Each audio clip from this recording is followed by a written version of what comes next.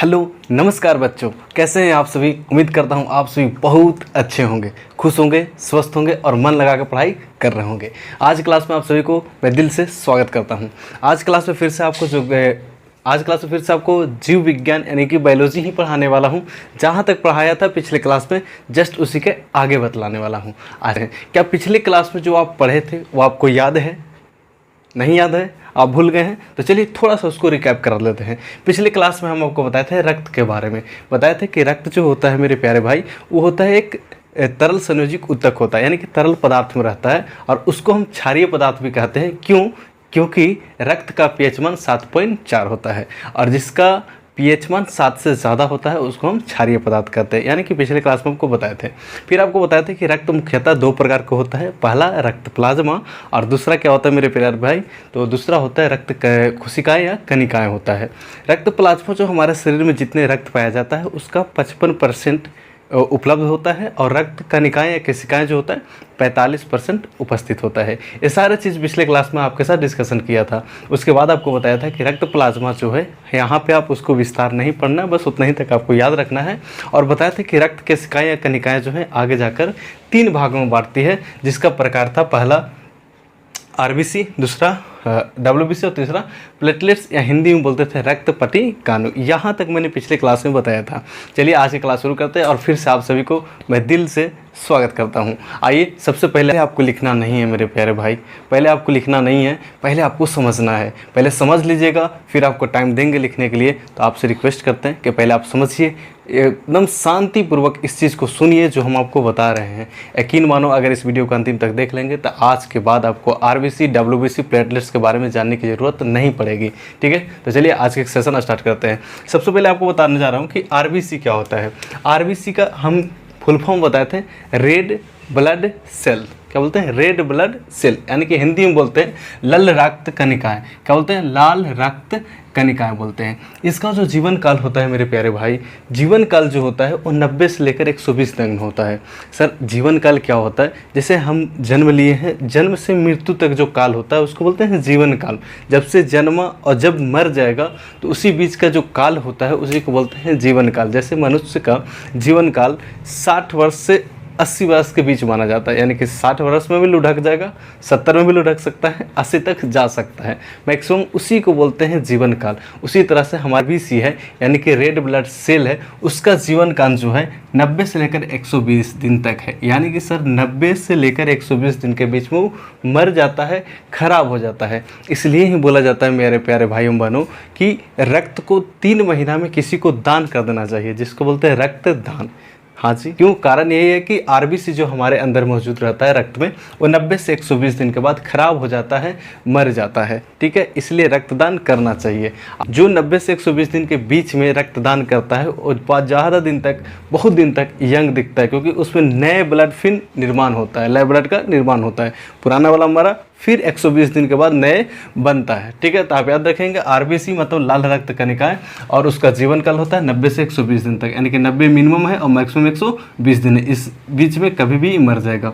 Sir मरेगा तो कहाँ जाएगा, कहाँ से जन्म लेता है, सारा चीज़ आपको बताएंगे। ठीक है, आइए, इसका निर्माण जो होता है अस्थि मज्जा में होता है। कहाँ होता है बच्चा? अस्थि मज्जा में होता है। आपसे पूछेगा कि आरबीसी का निर्माण कहाँ होता है, तो आपको याद रखना है अस्थि मज्जा में होता है। ठीक है, अब ये जो होता है अस्थि मज्जा में, लेकिन सर मरने के बाद कहाँ जाता है, तो ये चीज़ आपको नहीं पूछता, लेकिन याद रखिएगा जो मर जाता है आरबीसी वो पलीहा में चला जाता है। कहाँ?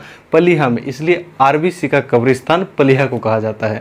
लेकिन निर्माण कहाँ से होता है? अस्थि मज्जा से।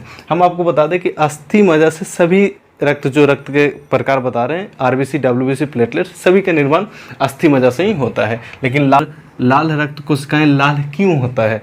तो उसका कारण है कि लाल रक्त कोशिकाएं यानी कनिकाएं आरबीसी में हीमोग्लोबिन पाया जाता है और उसी के कारण लाल रक्त जो होता है लाल होता है।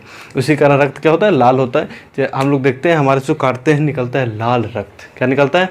लाल। किसके कारण? हीमोग्लोबिन के कारण, क्योंकि उसमें क्या पाया जाता है? हीमोग्लोबिन पाया जाता है और उसी कारण यह लाल दिखाई पड़ती है। कैसा दिखाई पड़ती है? तो लाल दिखाई पड़ती है। ठीक है, अब आरबीसी का मुख्य कार्य क्या है? आरबीसी का कार्य है हमारे शरीर में ऑक्सीजन और भोज्य पदार्थों को एक स्थान से दूसरे स्थान तक पहुंचाना। जैसे कि हम आपको बताए थे कि पौधे में परिवहन पढ़ रहे थे, तो वहाँ पे पौधे पर जल कौन ले जाएगा?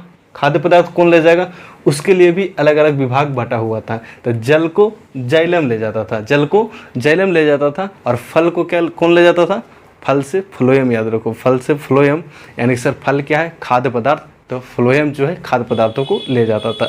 जस्ट उसी तरह से जंतुओं में परिवहन पढ़ रहे हैं तो यहाँ भी ऑक्सीजन के ले जाना पड़ेगा, भोज्य पदार्थों को एक स्थान से दूसरे स्थान तक ले जाना पड़ेगा। तो कौन काम करता है, तो ऑक्सीजन का ले जाने के काम जो करता है मेरे प्यारे भाई, वो करता है यही आरबीसी। क्या करता है, आरबीसी, यानी कि यहाँ पर लिखा दिए हैं कि आरबीसी का मुख्य कार्य है ये ऑक्सीजन को एवं इसमें भोज्य पदार्थ जो है उसको परिवहन करता है। परिवहन करने का मतलब अपने ही अंदर एक स्थान से दूसरे स्थान तक अगर कोई चीज़ पहुँचा रहा है तो वही परिवहन कहलाता है। हम आपको में पढ़ा चुके हैं कि परिवहन क्या है, बहुत ही विस्तार से आपको समझाए हैं। तो आपको आई होप आपको परिवहन समझ में आ रहा होगा, ठीक है। ये था आरबीसी के बारे में। आपको आरबीसी के बारे में इतना ही नॉलेज रखना है, ठीक है। अभी नोट नहीं करना है, प्लीज़ आपसे रिक्वेस्ट करते हैं, अभी आप नोट मत करिए, अभी आप सीख लीजिए, समझ लीजिए, थोड़ी सी बातों को सुन लीजिए, यही आपको काम आने वाला है, लिखने से कोई फ़ायदा नहीं होगा, ठीक है। आगे आते हैं नोट में। नोट में बड़ा इंपॉर्टेंट चीज़ है जो कि आपको याद रहेगा तो सही बात है, ये पूछता नहीं है, लेकिन जानकारी के लिए नॉलेज होना ज़रूरी है कि आरबीसी का आकार कैसा होता है। आरबीसी का आकार जो होता है मेरे भाई, वो होता है लगभग गोलाकार। कैसा होता है, गोलाकार होता है, ऐसे ऐसा ना, लगभग गोलाकार होता है आरबीसी का आकार, ठीक है। तो इतना चीज़ आपको आरबीसी के बारे में जानना जरूरी है कि आरबीसी का जीवन काल कितना दिन होता है, तो आरबीसी का निर्माण कहाँ से होता है, आरबीसी अगर मर जाए तो कहाँ पे मरता है, यानी आरबीसी के कब्रिस्तान किसको कहा जाता है, ठीक है। इसके बाद आरबीसी जो है लाल लाल होता है, इसका कारण क्या है, तो ये सारी चीज़ आपको याद रखना है, सारी चीज़ आपको बता चुके हैं। आगे आते हैं, सेकेंड है डब्ल्यूबीसी। डब्ल्यूबीसी मतलब कहने का मतलब व्हाइट ब्लड सेल। क्या कहते हैं, व्हाइट ब्लड सेल, हिंदी में बोलते हैं सफ़ेद रक्त कनिकाएं या सफ़ेद रक्त कोशिकाएं। अब डब्ल्यूबीसी कहाँ पर निर्माण होता है, किसी भी अस्थि मज्जा में होता है। जितना भी रक्त है सबका निर्माण अस्थि मज्जा में होता है। आप याद रख लीजिए, लाल आरबीसी हो, डब्ल्यूबीसी हो, प्लेटलेट्स हो, सबका निर्माण कहाँ होगा, तो सबका निर्माण अस्थि मज्जा में होता है, ठीक है। तो डब्ल्यूबीसी का भी निर्माण कहाँ होता है, अस्थि मज्जा में होता है। और इसका जीवन काल कितना होता है, तो मेरे भाई इसका जीवन काल 2 से 4 दिन तक होता है। बस 2 से 4 दिन के बाद डब्ल्यूबीसी मर जाता है और फिर नए डब्ल्यूबीसी का निर्माण होता है। ऐसे नहीं कि मरा तो ख़त्म हो गया, मानव शरीर मरेगा तो ख़त्म हो जाएगा, लेकिन रक्त जो हमारे शरीर में है वो मरता है फिर दूसरे बनता है, फिर मरता है फिर नए बनता है। उसी तरह से 8 दिन में ही खत्म हो जाता है और फिर नया बनता है। क्या बनता है, नया बनता है, ठीक है। तो बोलेंगे सर डब्ल्यूबीसी का मुख्य कार्य क्या है, डब्ल्यूसीबीसी का यानी कि व्हाइट ब्लड सेल का मुख्य कार्य है जो छोटे छोटे जीवाणु होता है उससे सुरक्षा प्रदान करना।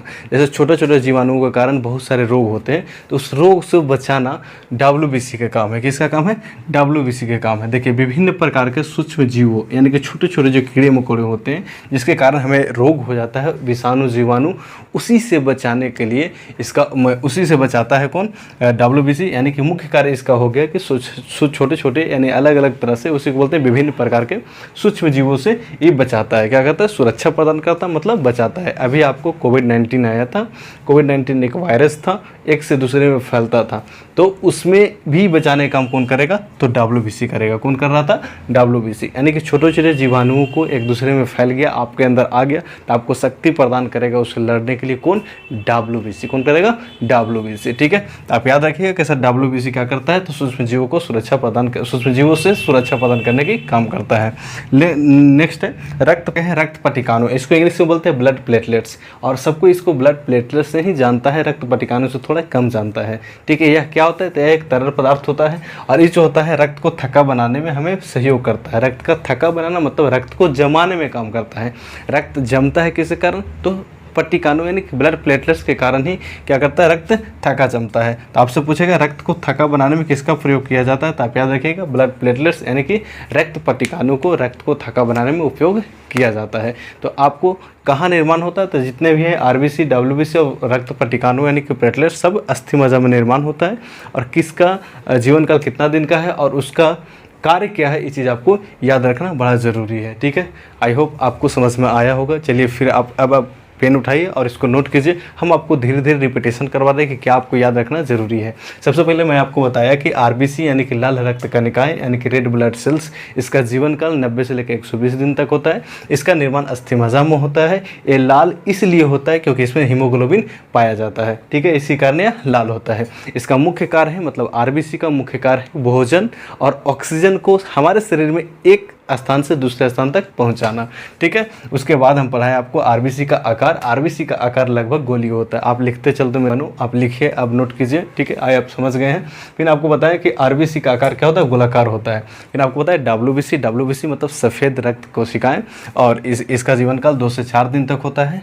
ठीक है, और इस जो होता है इसका मुख्य कार्य है सूक्ष्म जीवों से हमें सुरक्षा प्रदान करना। और रक्त, लास्ट में बताया आपको, रक्त पट्टिकाणु यानी ये एक प्रकार का क्या होता है, तरल पदार्थ होता है, और इसका कार्य जो है रक्त को थक्का बनाने में काम करता है। कौन? रक्त पट्टिकाणु। आई होप आप सारी चीज़ों को समझे होंगे और लिख भी लिए होंगे। चलिए अब आगे समझते हैं कि रक्त का, अब समझते हैं रक्त का कार्य कौन कौन से है। आपको बता दिया कि जो रक्त कणिकाएँ के प्रकार था, आरबीसी, डब्ल्यूबीसी, प्लेटलेट्स, उसका जीवन काल कितना दिन होता है, कैसे कैसे सारा चीज़ आपको बता दिया। आई होप आपको समझ में आया होगा। यदि यहाँ तक समझ में आ रहा है तो प्लीज़ वीडियो को लाइक करके हम उत्साह जरूर बढ़ाइए। चैनल पर पहली बार है तो चैनल को सब्सक्राइब करना मत भूलिएगा। आगे आते हैं, आपसे पूछता है कि कार्य क्या है, किसका? रक्त का। रक्त का कार्य क्या है ये आपसे पूछता है। ठीक है, सबसे पहले आपको ऐसे क्वेश्चन पूछेगा कि रक्त के बारे में बताइए, रक्त क्या है, रक्त का प्रकार और उसके कार्य के बारे में बताइए। तो रक्त मैंने बता दिया, रक्त के प्रकार बता दिया। अब समझते हैं रक्त का कार्य में सर क्या क्या लिखना है। जो आप पीछे पढ़े हैं उसी से आपको पॉइंट्स बनाकर लिख देना है। ठीक है, सबसे पहले रक्त का कार्य निम्नलिखित है। अभी आपसे रिक्वेस्ट है मेरे प्यारे भाइयों बहनों, आप अभी मत लिखिएगा, मैं आपसे कह रहा हूँ, आपसे एक रिक्वेस्ट है कि आप अभी मत लिखिएगा, पहले समझ लो उसके बाद लिख लेना। बहुत अच्छा आएगा, आनंद आएगा, मज़ा आएगा। एक बार तो पढ़ लो ना। अरे आज के पहले क्या कर रहा था, रटते आ रहा था, आज तक तो रटते आए हो। थोड़ा सा मेरी बात मान लो और पहले समझ लो, उसके बाद लिखने की कोशिश करो। यकीनन बहुत मज़ा आएगा अगर ऐसे आप पढ़ेंगे, समझ में भी आएगा और ज़्यादा दिन तक याद भी रहेगा।